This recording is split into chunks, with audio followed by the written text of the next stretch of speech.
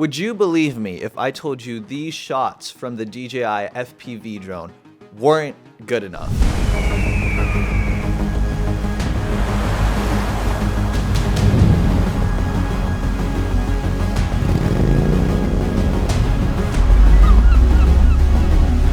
Because they're not. The camera on the DJI FPV drone itself has a few issues that destroys its video quality. First off, you can't record in cinematic frame rates like 24 or 30 FPS.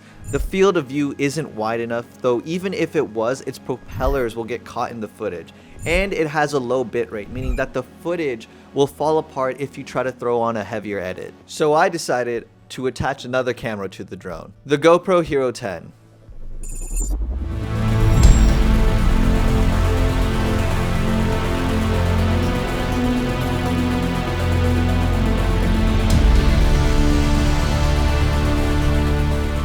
In the world of cinematic FPV, mounting a GoPro to your drone is common practice.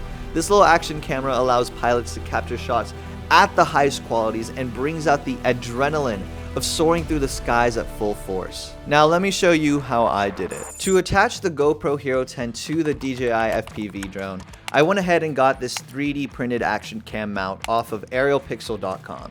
Around the head of the FPV drone are 4 screws that I pulled out, put them through the mount, and then screwed them back into the drone. And after about 15 minutes or so of screwing, the setup was complete.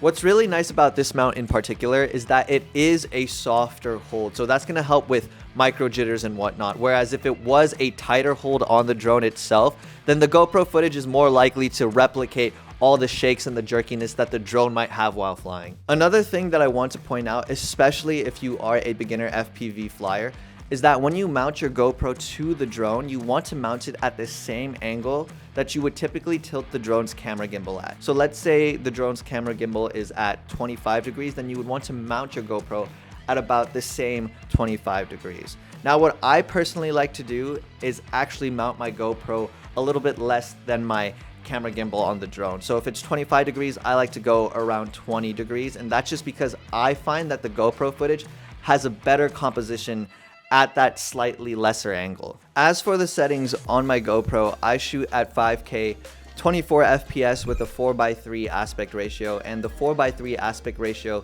is for ReelSteady. That's a stabilization program. The 4:3 is just going to give it much more image data to work with, but I'll be diving into that a little bit later. The lens is on wide. That's going to take care of the tightened field of view issue that we had with the FPV drone itself. Also, it's not going to add that fisheye effect on the footage, so that'll be nice. I have Hypersmooth turned off. This is for ReelSteady, but nowadays I think you can have Hypersmooth on and ReelSteady will still work. I personally just choose not to because I don't want any of the crop factor that Hypersmooth may introduce to the footage. Bitrate is high because we want the highest quality image. Shutter speed I like to keep at 1/48 or 1/96. This is just going to give me that perfect balance between motion blur and definition in the image. I like to keep the white balance around 5000 Kelvin. It's just a good general daylight temperature for footage. The ISO min and the ISO max are at 100, the lowest settings, because I never want to introduce grain into my footage by raising the ISO levels up. Sharpness is on low because we always want to adjust that in the editing process. And finally, the color profile is flat because once again, we want to be able to throw on a color grade in the editing process. With everything I mentioned so far, I've set it as a custom settings profile on the GoPro itself, so it's really easy to access and it's also really easy to adjust. And to compensate for any situation with too much light or when I don't want to change the shutter speed, I'll throw on the relative ND filter. It's just a matter of twisting it onto the GoPro's camera. I personally like to use Freewell's ND filters. They do a great job, so there you go. Now that we've taken care of all the technicalities, let's fly.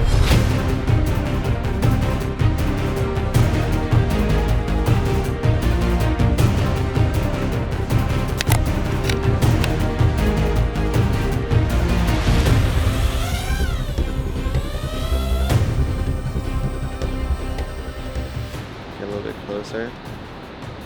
Oh yeah, that's what I'm talking about.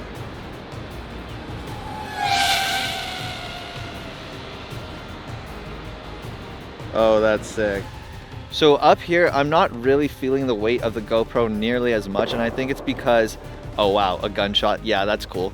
And I think it's because we're just pretty much cruising up here. There's nothing crazy going on. I will say because of the weight of the GoPro, and maybe because I'm much more sensitive as a new flyer, I am trying to be much more delicate than I typically would be.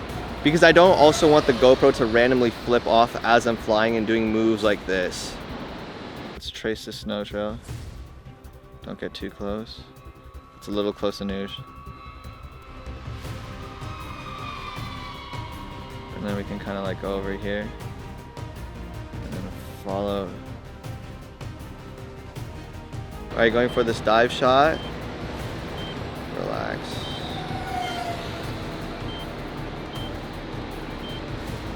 Pull up. Oh, that was close. That was good though. That was close. I do think when we dive, as Harleen mentioned, that the weight of the GoPro is pulling it further down more than I would like to or I'm used to. So that's something to watch out for. Feel the weight of the GoPro, but we want to adjust accordingly. I love seeing the patches of snow between the trees. That's actually really nice. And then kind of just like fly through here. Oh, that's really cool. The battery is draining a lot faster. That's what I'm noticing. So we don't have enough time to explore these cliffs to get some shots as much as I'd like. The battery is still juicing out a little bit faster than I would like. I will say I didn't think I'd feel the weight of the GoPro as much as I am right now. I'm feeling it quite a bit, but maybe that's because I'm on a steeper angle with the FPV. Oh, that was close. The battery now, especially when you get to the lower percentages, the battery starts going down like a countdown. It's literally going 22, 21, 20, 19. Be super wary of the battery because I feel like I'm about to let the drone follow the sky every single time. Be careful. The DJI FPV drone does have an internal stabilizer for its footage, which is pretty good, but GoPro has ReelSteady for stabilization. And ReelSteady is a class of its own.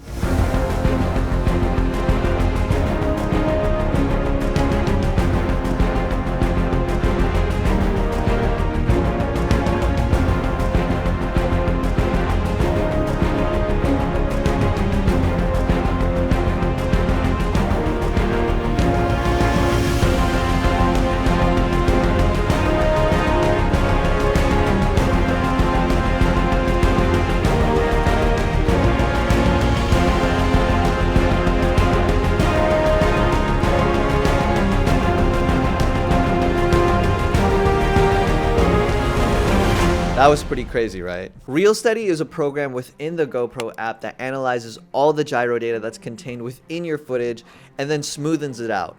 As for the settings I use when I apply ReelSteady, I pretty much always use the default settings. Once in a while, I might lower the crop speed by about 5 or so max, but that's the only adjustments I'll make, if ever. Attaching the GoPro Hero 10 to my FPV drone has definitely shot up the quality of my FPV footage. It pretty much instantly makes all my FPV footage feel much more cinematic. So is this the best FPV cinematic setup for beginners? I believe it is. With all the GPS and safety features of the DJI FPV drone, I'm much less concerned about crashing or losing the drone as a beginner. On top of that, you pair that with the high quality footage from the GoPro Hero 10, and I'm basically never worried about how the footage will turn out or the editing process afterwards. That's a powerful combination for anyone, whether you wanted to use it for casual flying or for clients on a professional project. Now, I will say you don't need exactly the GoPro Hero 10. You could use the 9 or the 8 or the 7 and get